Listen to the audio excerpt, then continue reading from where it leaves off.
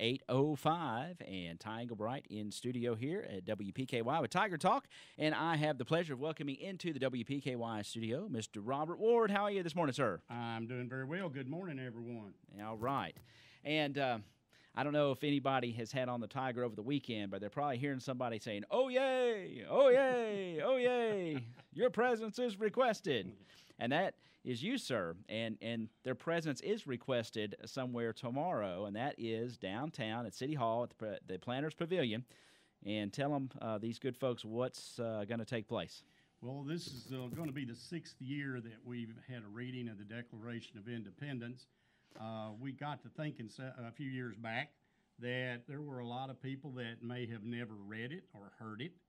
And some of my friends and I talked about this, and we decided to get together, and we're gonna have a reading, and it's gonna be rain or shine. If it rains, bring you an umbrella. If it don't, bring you a seat, and you might want an umbrella anyway. But could be a little warm, but it doesn't last a long time. Doesn't cost anybody anything. Don't hurt your feelings. We just look forward to having as many people show up as possible. And we thank you all for that. Yeah, I know that for the past, I've been, sometimes I'm out of town, sometimes I'm probably in the yard doing something, but I've been several times, and going to make it definitely a point to be there tomorrow because, it's a document that we tend to forget about, and we maybe learned a little bit of it in school, but to sit there and hear it read live to you, it will chill you a little bit because there's a lot of good stuff when you get into the meat of that thing. Not just the beginning. Yes. We hold these truths to be self-evident, but all men are created. But you get into the meat of it, of the Declaration, and what a powerful document that it is. Oh yes, absolutely. One of my friends said that the people that wrote this, the men that wrote this, were very highly educated and yes, they were. More so probably than a lot of us have been. We've lost a little something like that along the way. And anyway, we just think it's a worthwhile time, and we just want to do it. We're members, all of us that read are members of different historical organizations, right, of one kind or another that are here in town and some out of town. And I'll give you the names. Yeah, of let's the hear who they are. That generally read in their kind of alphabetical order. Vicki Brown, Maggie Gammon, Ed Georgian, Sarita Holt, Cecilia Hutchinson, and myself, Robert Ward. Okay. And it takes, like I said, it's a few minutes. It's not a real long time, but the nice thing is that you have a chance just to kind of sit back and take it all in. I know some people do the books on tape and something like that. So instead of reading it, it's good to maybe hear it orally read to you. I was looking here, I pulled up some facts, and the Committee of Five appointed by the Second Continental Congress drafted what's known as that Declarations of Independence. Members of that committee were Thomas Jefferson, John Adams, Roger Sherman, Robert Livingston, and Benjamin Franklin. Yes. Yeah, and I think John Adams wrote the preamble. And is that correct? I believe that's correct. Yes. And you have to be careful on some of these websites. If I don't know something, I'm going to tell you. Yeah. And I will tell you like I tell the kids whenever we go and visit schools we do living histories at schools, a couple of 3 different eras. And I'll tell you like I tell the kids, don't believe everything I tell you. You go look it up for yourself because it's out there. You can find it. But if I don't know something, I'll tell you I don't know. But guess what? I'm going to go look it up because learning history and learning anything, it never ends. You're constantly learning. One of our people we like or endear to us is Robert E. Lee, a very intelligent man. And he once said that whenever you quit learning, you're getting buried. And that's probably the truth. That's right. And his birthday was just a couple days ago as well. Back in January. Yeah. Was it January? Okay. January. I know. There's a significant date with him. It seems like it's June 30th. I don't know what it is, but with Robert E. Lee, I don't know. But tell us, in your mind, Robert, what's the most important thing that folks should know about our that document, our Declaration of Independence, from your heart, what is the most important thing that people need to realize about that document? Well, to me, it's that you need to realize that the country at that time, you got to know some of the history. Country at that time was in a fix. We were a lot of them were tired of being ruled by somebody far off, and this was, to be fair, they needed to let them know why they were upset and why they were willing to fight to gain their independence. And it's important today that we understand what those men were thinking when they wrote that document. We had been, I think, at war with Great Britain for at least a year when it was signed. Year or two. Yeah. When it was signed. And so, it was basically saying, look, we've had enough, and this is our reasoning. And it was so eloquently put, right, and as to what that reasoning is. Of course, the Continental Congress, this declaration was signed July 4th, 1776 by the congressional representatives of the 13 colonies. And I believe that big signature in the middle, John Hancock, I believe he was the first man to sign the Declaration, from what I understand.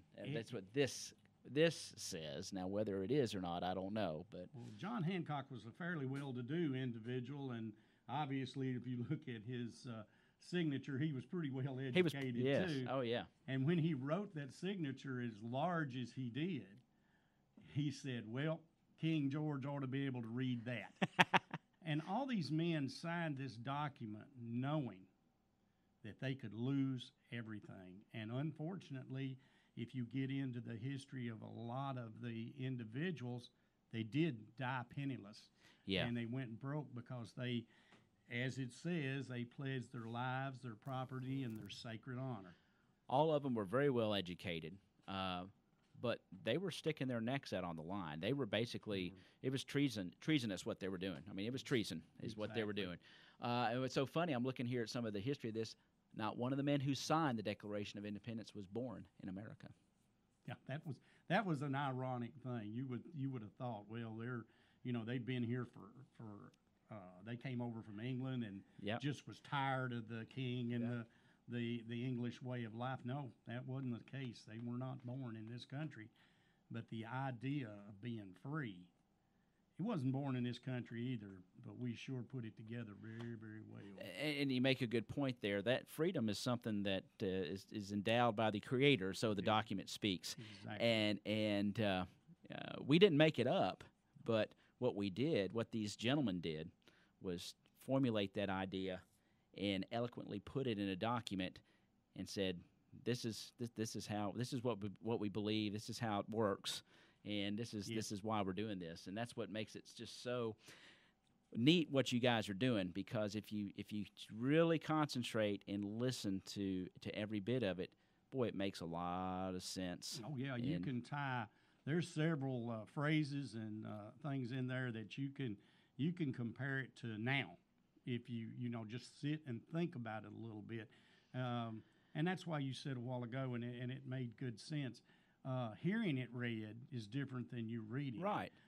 When you hear it read and think about it some, and then go back and reread, you will see the parallels to today. History is to be learned from. That's what it's for. And we need, as Americans, we need to learn our history just a little bit better than we do. Now the teachers, they don't have time to teach all this stuff. They've got things they have to do. So it's important that the individual needs to learn this history for themselves. I think some famous Greek or Roman, and I can't recall his name right now, said that if you don't take an interest in politics, politics will take an interest in you. And no more does this proven than you just look at the last 100 years or 200 years, and you can see that's the way it really is. Right.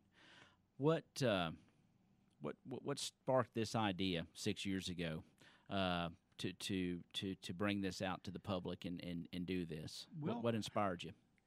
Well, I just got to thinking about it one day. I was a rural mail carrier, and a lot of you people know that. And anyway, when you ride down the road, you got a lot of time on your hands. Seems like some people say you got too much time on your hands, but anyway, I listened to the radio a lot, and it dawned on me one day, and I was listening to some political talk show stuff, and it dawned on me, hey, people really haven't listened to the Declaration of Independence, and may have never learned anything but the very beginning of it at all in school because of time constraints and that kind of thing. I didn't learn it when I was in school. We had some of the best history and government teachers I think that ever lived. Right.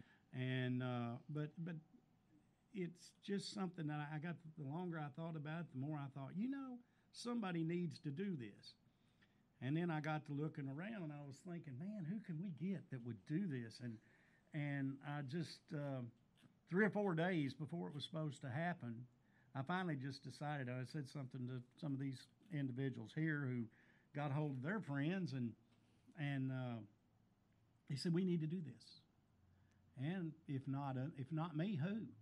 And if not us, who's going to do this? Right. And so we just decided we were going to do it, and with the help of the radio station and the newspaper, the word got out, and I'm thinking we had like 40-something people maybe the first year that we did it. And it's ebbed and flowed from since then. Exactly, yeah. Sometimes we get more, and sometimes like last year when it rains, we get less. But we're going to have it rain or shine. And we will, if we have to, we'll go to the porch around the city hall. It's very small, but we'll You've done it from there before, haven't you? We did that last year because some of them called and said, well, what are we going to do? What are we going to do? It's raining. And I said, I'll do it if I have to do it by myself. And they said, you ain't going to have to do that. And they showed up, and everybody did their part. Yeah. And that's the way this kind of effort has been. Everybody shows up. Everybody does their part. It's kind of the story of the United States when you think about it. Big, no doubt about it. Just name some of the organizations that some of the people come from. I know you mentioned Sons of Confederate Veterans, Daughters of American Revolution. Yeah, okay. The DAR, Daughters of American Revolution, the Sons of American Revolution. Oh, and by the way, before I get too far off track, if you're over close to Katie's tomorrow, about 10:15. Their SAR will be doing a reading of the Declaration of Independence. I think this is their 5th year, and since I'm a member of Stephen Trigg Camp but won't be in attendance over there, I'll put in a plug. Yeah, why not? But I am a member of the Sons of American Revolution. I am a member of the Sons of Confederate Veterans, Ed George and Sons of Confederate Veterans. The United Daughters Confederacy, Maggie, Vicki, Sarita, Cecilia, they're all members of that. We also, most of us are members of the Genealogy Society and Caldwell County Historical Society. Right, so lots of groups coming together. Lots of different groups coming together to get this done, but it's really not under any one group sponsorship. It just happens that we're all students of history, and we'd like to see this done, and that's what we're doing. I just read a line here from these facts I pulled up, and this one kind of catches. It says the United States didn't exist until after the Declaration of Independence was signed. Very true. And that's right. Of course, it had to be ratified by the Continental Congress and all that. But you look at our history, and you look at some of these names that sign. It goes through here all the states, and a big one that sticks out to mind is Virginia, because the Virginians, when we look down into history, they were part of another war. You have from Virginia. Here we go. Let's see. The Virginians, we got George Wythe, we got Richard Henry Lee. We'll go back to that name. Thomas Jefferson, Benjamin Harrison, Thomas Nelson Jr., Francis Lightfoot Lee, Carter Braxton. There's 2 Lees in there. Mm-hmm. And later on, they had a relative that would become a commander in the Union Army, and then later on would take command of the Southern Army. So you can go through a lot of these names, and it dwindles down into we're all connected. Mm-hmm. Yes.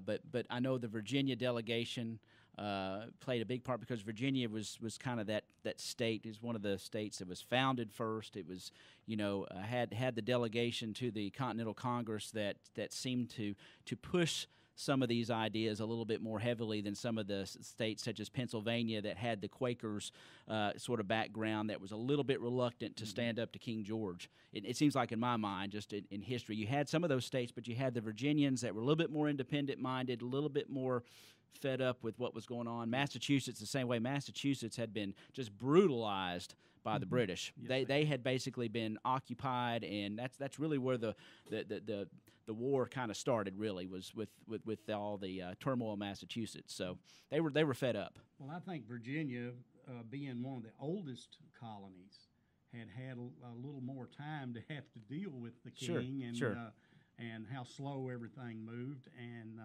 so them also being more the center of the colonies, to a center point of the 13. Yeah, that's right. 13. Yeah, more to the center, that they were they maybe thought they had a little more at stake. Also, they were one of the larger colonies too, yes, because they extended all the way over to as far as Kentucky. Yeah, there was no West Virginia. It was all Virginia. It was all Virginia. That's exactly right. And I think they might have thought, well, they had a little more at stake. But the amazing thing was that all these people came together and produced this document that basically, like I said, this was just a list of the grievances. And this is, even if King George had said, okay, we'll do this, this, this, and this, I do not think that would have been enough at this point. The Americans were losing the war badly. They hadn't won hardly anything, and they still hung on. And I think that this is all worth remembering. Everybody's history is different. We are all tied to this country. I think a lot of people need to learn. I mean, just start with yourself and work back and find your. Of course, your parents are easy. Your grandparents usually are, and trace your way back and see how your family fits in and where you came. Fabric that has been sewn into this large quilt that is the United States. This experiment, really. It's a big experiment, and it's still going on. It's definitely. Kind of like a doctor. He's given a license to practice. Well, we're given a license to practice freedom by documents like this. And I think it's, like I said, we decided, all of us decided, hey, we need to do this. And when you get down to it, and like I said, if you, if not you, who? And if not when? If not now, when? Yeah. And you've got to want to learn your history. And history is not always a lot of dates. They're pretty boring when you get right down to it. And you listen to somebody rattle on like I'm doing now, but they'll give you a lot of dates, and it all like goes out the window over your head. But if you look at how your family fits into this, yes, it's amazing when you think about it. I mean, I've learned so much in the last 30 or 40 years, well, 40 for sure, about my family that I did not know growing up. Yeah. And I mean, it's never, like I said, or like Robert E. Lee said, when you're through learning, they're burying you. That's the gist of what he said, and that's the way learning is, history Definitely. included. And it looks like, just by reading this, there was the Stamp Act of 1765 that imposed by the Parliament of Great Britain that finally pushed them over the edge. That was the that they said, okay, enough, and then and that was 11 years before the Declaration. That's it. That's so, right. I mean, this well, it says in the document the usurpances of the government. I forget the exact phrase, but this is what they considered government poking its nose in their business. Yeah.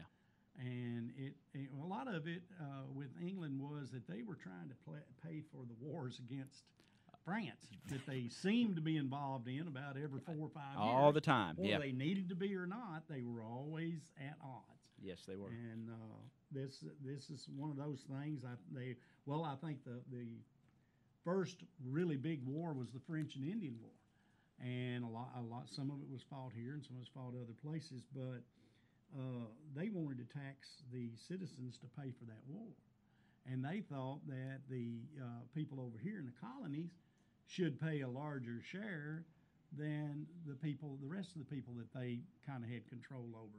This didn't set too well with these fellas. So this is, No. and like you said, that the act, it was 11 years before anything really, almost 11 years before anything really happened toward a war that caused the Declaration of Independence to be wrote. I mean, this has been going on for a long time. That's what's cool about this event, because the first public read, you have to remember, some people couldn't read back then. There was a lot of educated people, but a lot of them were not.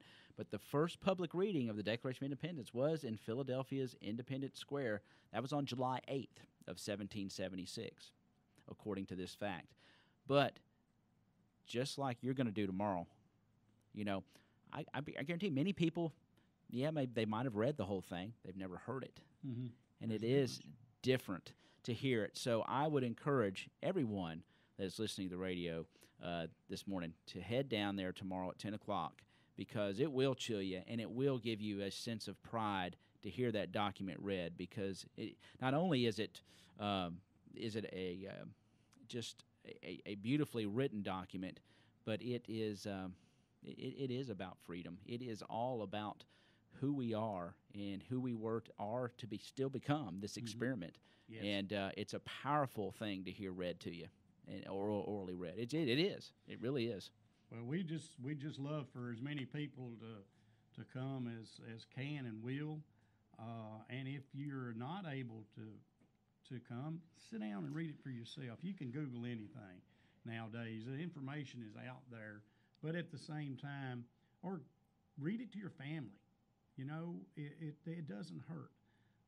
It's history may be like charity; it begins at home, and maybe you should take it on yourself to kind of teach some of that to your younger members of your family. Yes, definitely. So tomorrow it'll start promptly at about 10 o'clock. Yep. That's correct. Promptly at about. That's promptly at about. Yeah. That's how we do it, isn't it? Yeah, just exactly. Anything that I'm involved in usually starts late, but we really do.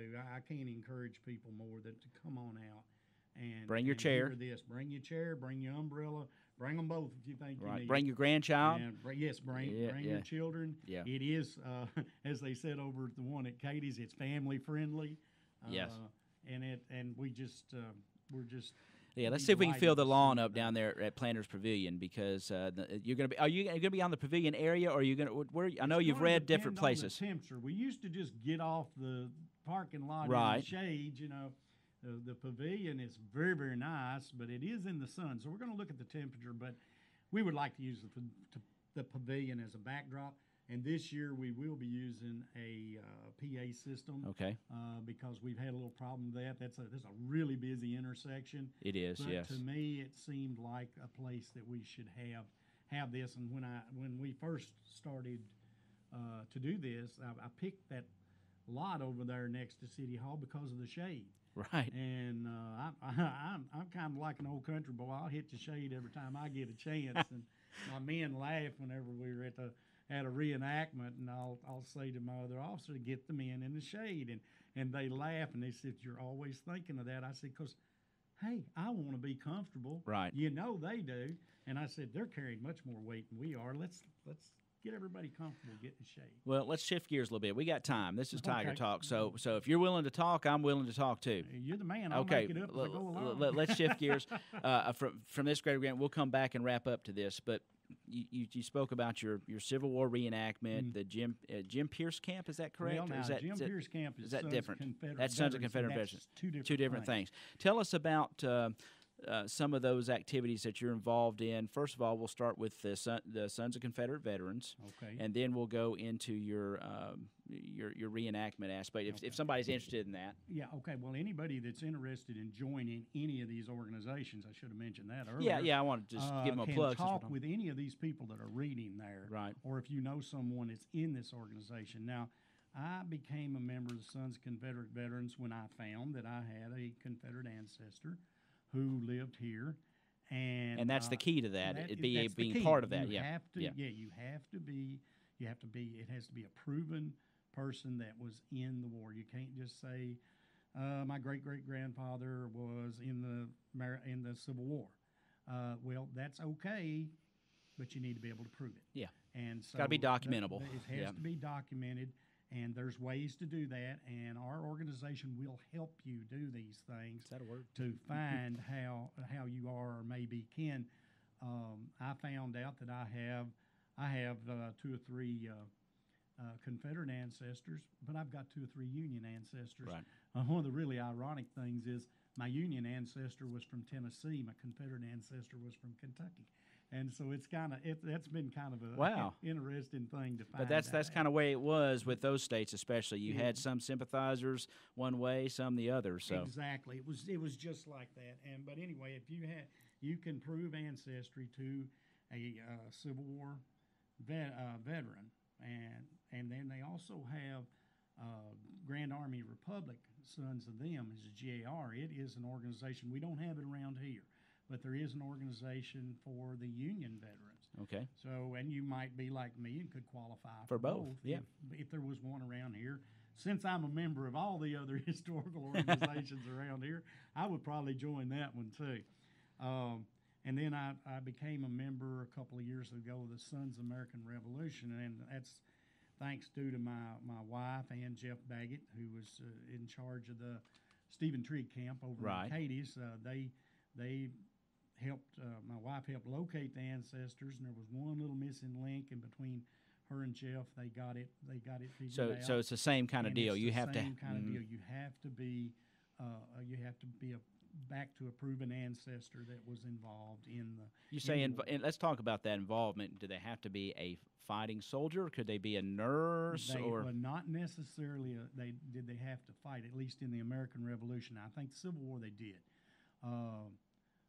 But you know what they say about soldiers? They also serve who only stand and wait. So anyway, that's kind of how that works. But if your family donated anything to the Army, Right. or well, they may have been paid for it, but the fact some of them, but if they donated anything, they could also be considered a patriot. Now Right. this goes to SAR.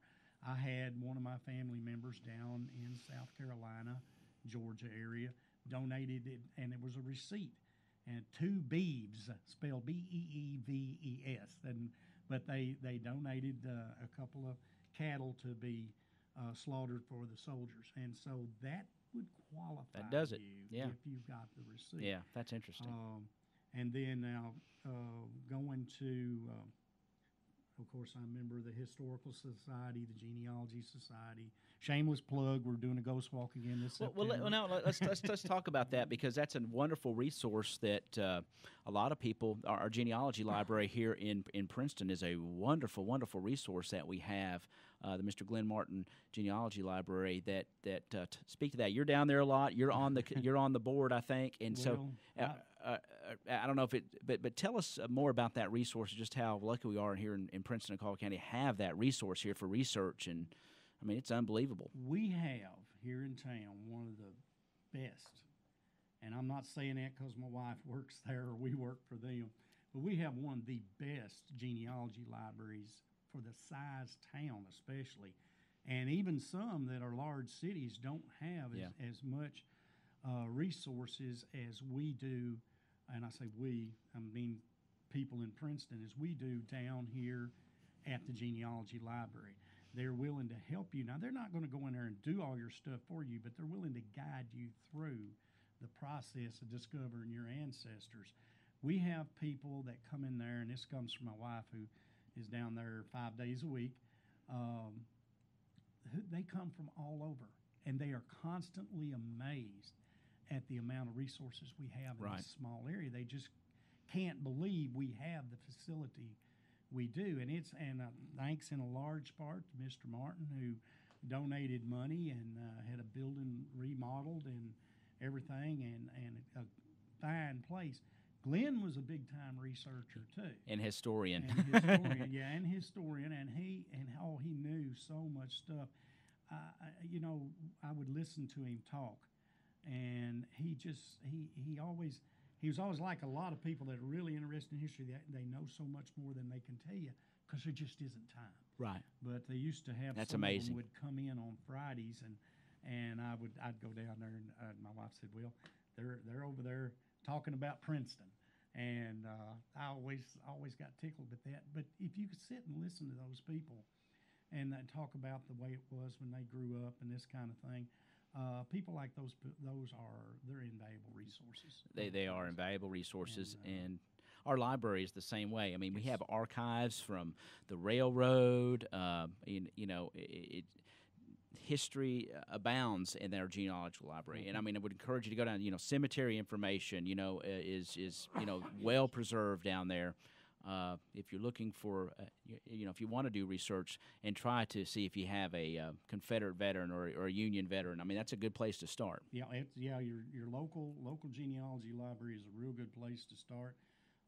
A lot of this is due to, way back, Miss Pettit and some others, when they were researching probably their DAR heritage things, and all that, yeah. That's where I think the idea kind of might have gotten started. I hope I'm not wrong about that, about having all these things. Right. And we're lucky that we've got these resources, and would encourage everybody to use it. Yeah. Oh, yeah. Definitely. Now they're open Monday through Saturday, every day, not holidays, of course, but every day from 10 a.m. to 3 p.m.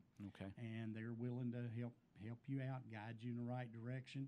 Go in and tell them who you're looking for. And they may have some ready information that they could just walk over to a filing cabinet, pull out a file, and say, here's what we've got on this name. Right.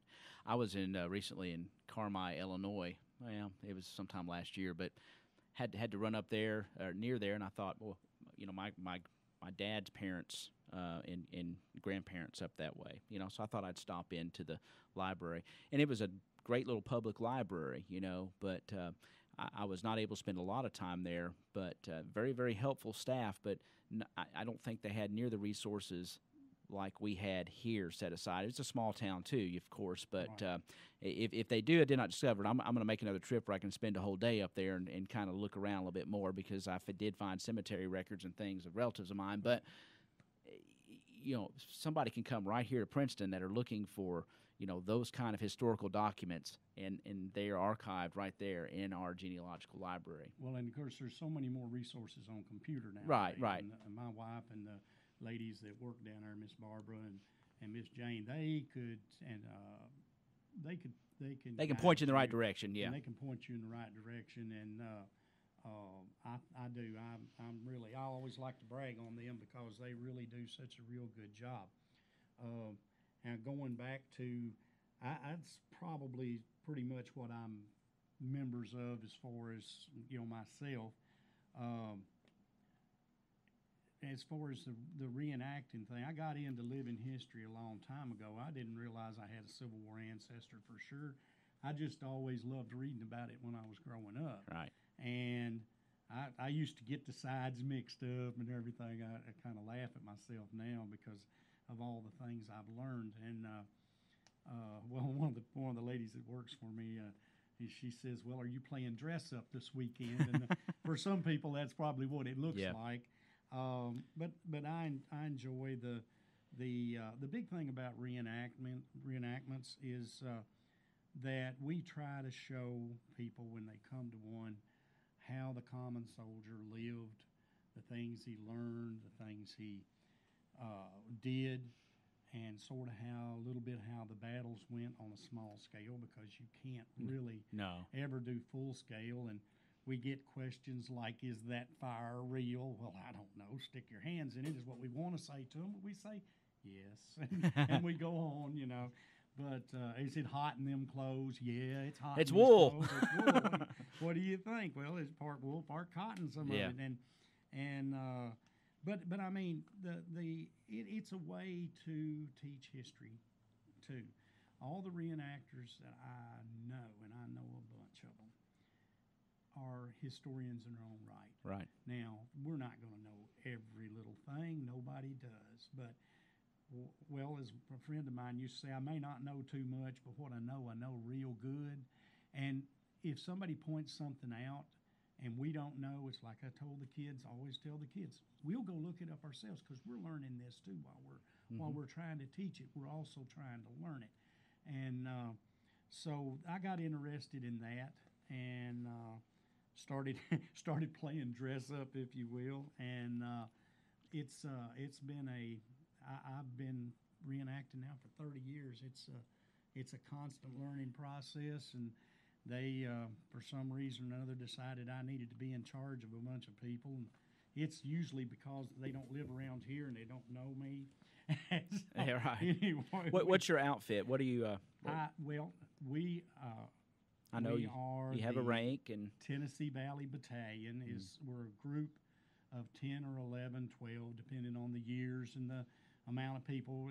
The hobby ebbs and flows. Right now, it's at an ebb. It's we're losing. People are getting older like me and going to have to give this thing up. Right. You know, but they have a rank structure, and I started reenacting like everybody else. I was a private, and well, I showed up 3-4 events in a row, and oh my God, he's going to do. you're something. promoted. So yeah, I was a corporal. All of a sudden. Wow, man, I was in charge of me and 3 more guys. All right.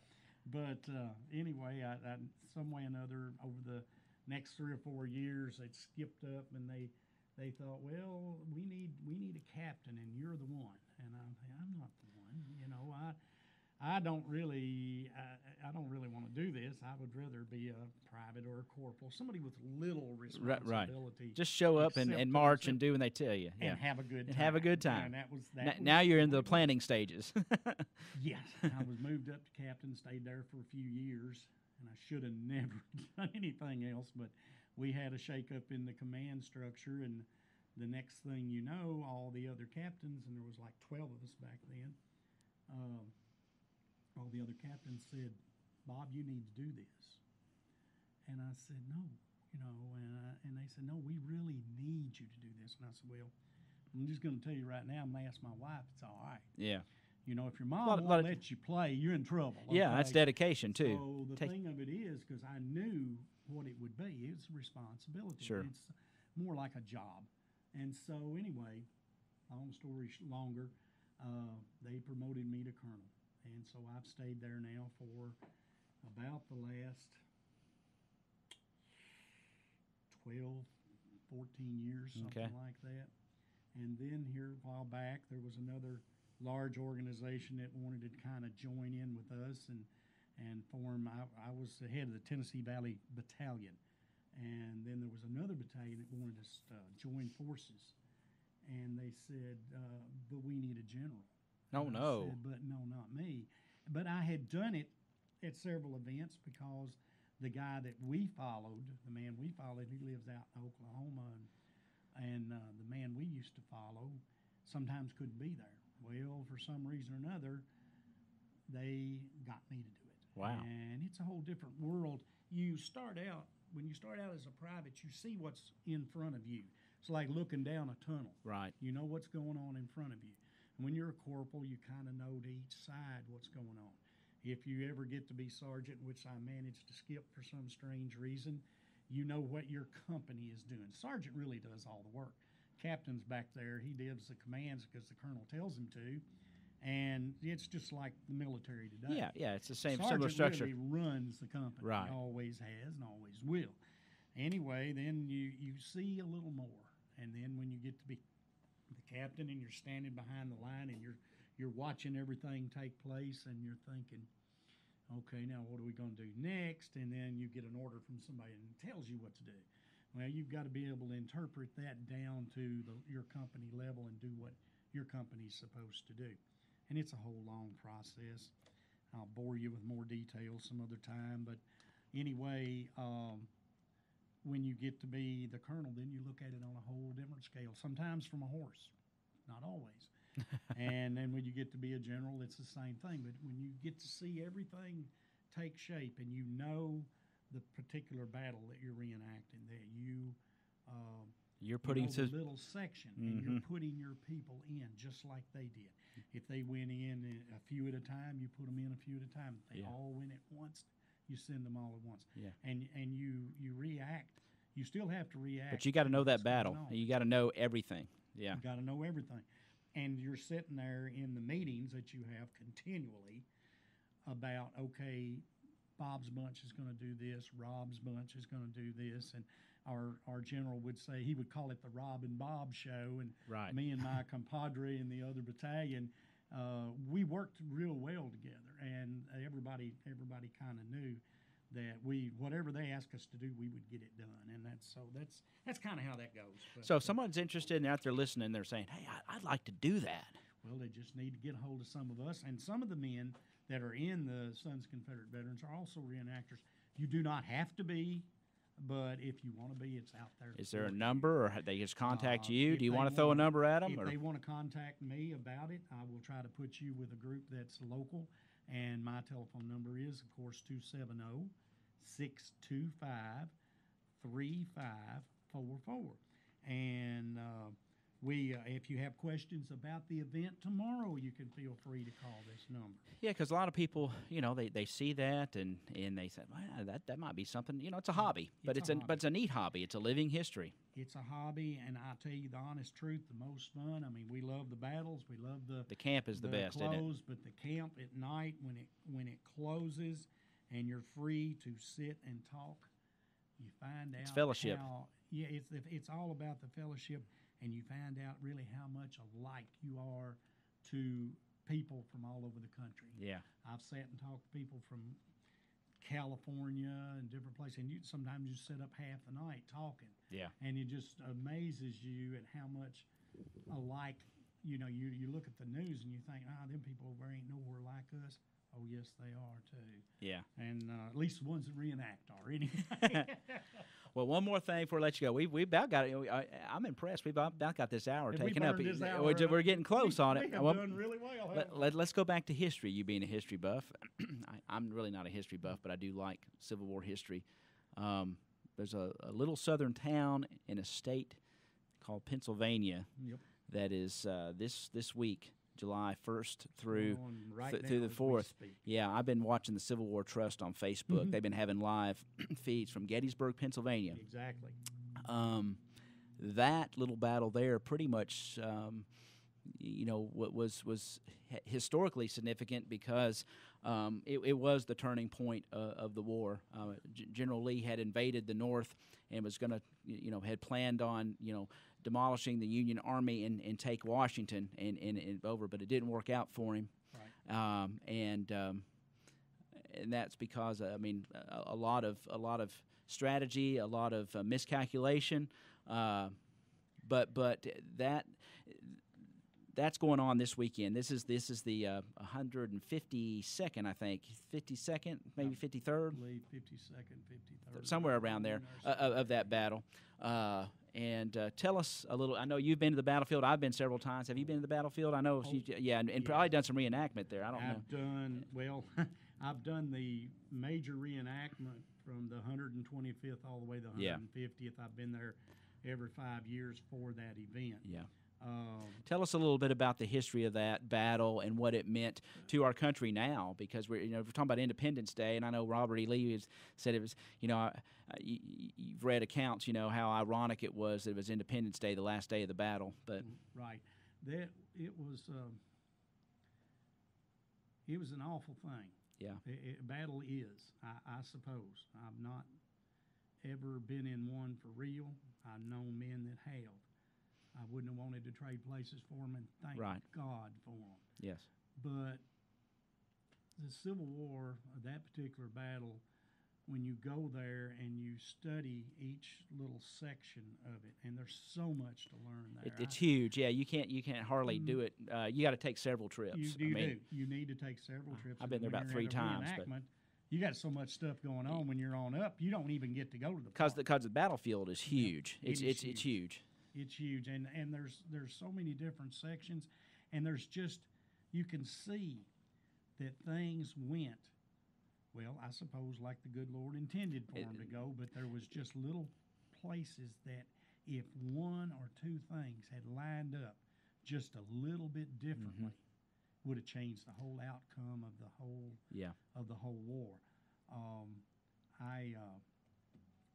I suppose at the time that the people on both sides were doing the best they could do. I am constantly amazed. I really learned just this last spring, went there, was treated to a trip there with Larry Walston, Richard B. Poole. Yes.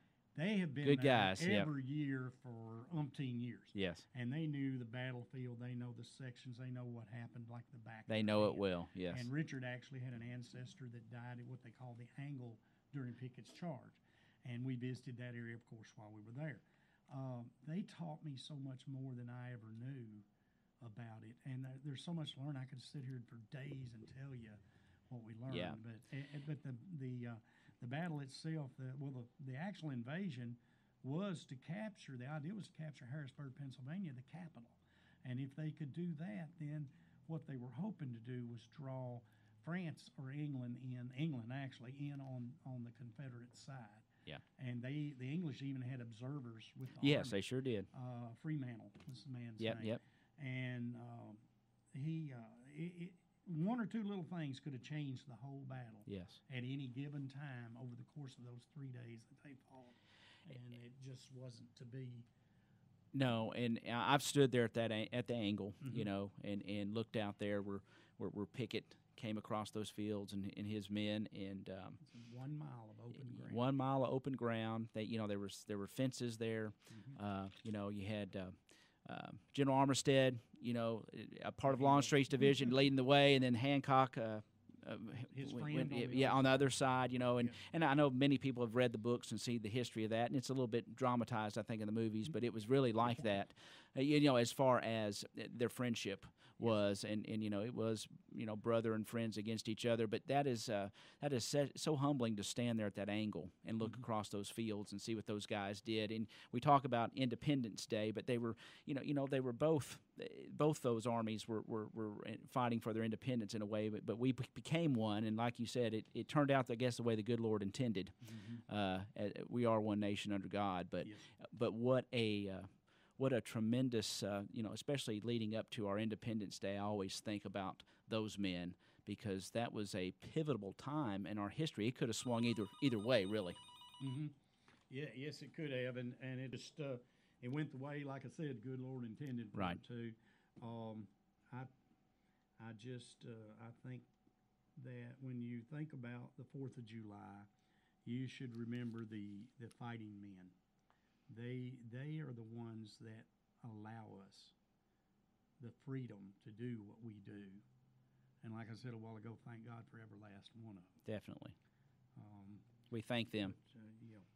But anyway, we need to remember them. We need to remember them every day. But 4th of July, these Veterans Day, this kind of Memorial Day, we need to remember the soldiers, some that died, some that came back and made good citizens, just like Robert E. Lee wanted his men to do and told them so at his farewell address. Yeah.